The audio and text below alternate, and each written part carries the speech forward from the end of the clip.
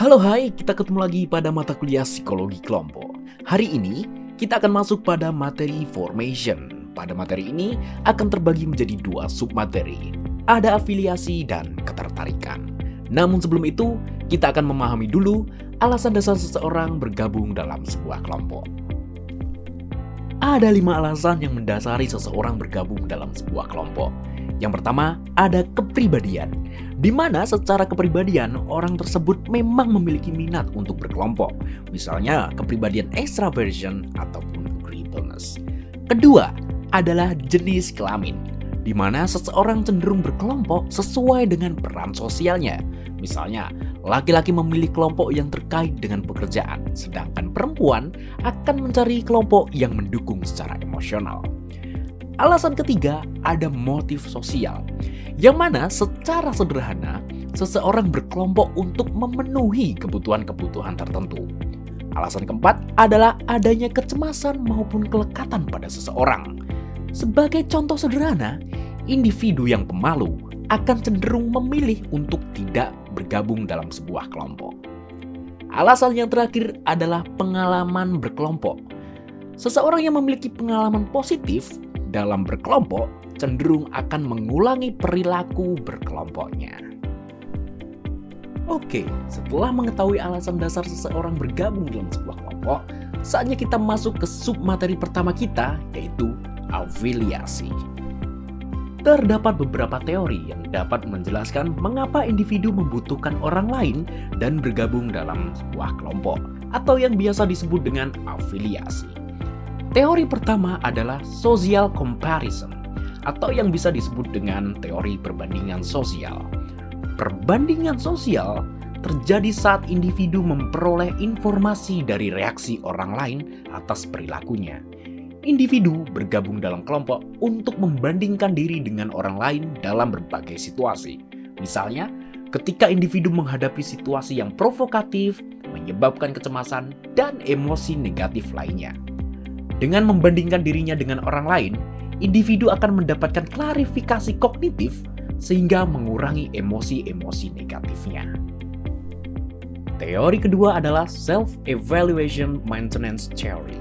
Self-Evaluation Maintenance Theory menyatakan bahwa individu melakukan kedua perbandingan sosial berdasarkan persepsi terhadap tugas yang dikerjakan. Perbandingan ke bawah dilakukan jika tugas-tugas yang dilakukan dianggap penting atau signifikan bagi individu. Perbandingan ke atas dilakukan untuk tugas-tugas yang dianggap kurang penting bagi individu. Teori ketiga adalah Stress and Evaluation. Kelompok merupakan bentuk dukungan yang diberikan kepada orang lain ketika mengalami stres, kesulitan, dan krisis dalam kehidupannya. Kelompok memfasilitasi respon-respon individu terhadap stresor fight versus flight ataupun ten and best friend.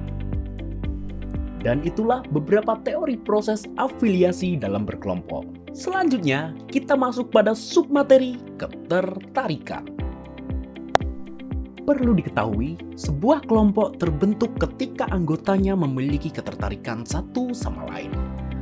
Dan di sini terdapat 6 prinsip yang menjelaskan ketertarikan dalam sebuah kelompok.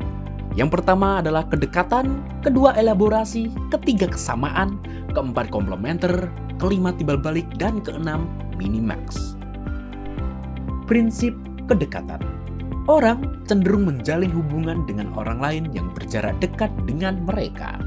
Hal tersebut akan meningkatkan kekerabatan dan interaksi mereka. Prinsip elaborasi.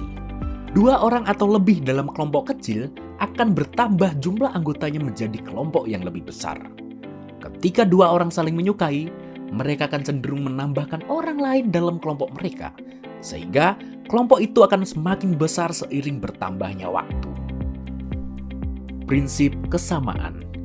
Individu akan cenderung menyukai orang-orang yang mirip dengan dirinya. Sebuah kelompok memiliki kecenderungan untuk menumbuhkan homofili yang tinggi. Prinsip komplementer. Orang-orang yang memiliki karakteristik kepribadian yang berbeda akan cenderung memiliki ketertarikan satu sama lain dan saling melengkapi perbedaan tersebut. Prinsip timbal balik. Kelompok akan terbentuk jika individu saling menyukai secara timbal balik. Orang-orang cenderung bergabung dengan kelompok yang menunjukkan penerimaan kepada mereka. Prinsip Minimax. Dalam berkelompok, seseorang akan berusaha meminimalkan masalah mereka, kekhawatiran mereka, dan kerugian mereka. Sebaliknya, mereka akan memaksimalkan hasil positif mereka, kebahagiaan mereka, dan penghargaan mereka. Terakhir, terdapat konsep The Economic of Membership. Konsep ini menyebutkan bahwa kepuasan terhadap kelompok ditentukan oleh perbandingan dengan kelompok sebelumnya. Keputusan apakah individu akan bergabung dengan kelompok adalah berdasarkan perbandingan pengalaman positif dengan kelompok sebelumnya, serta memperhitungkan keuntungan dan usaha yang diperlukan. Dan itulah pemaparan materi perkuliahan psikologi kelompok pada hari ini. Terima kasih, sampai jumpa di pertemuan berikutnya.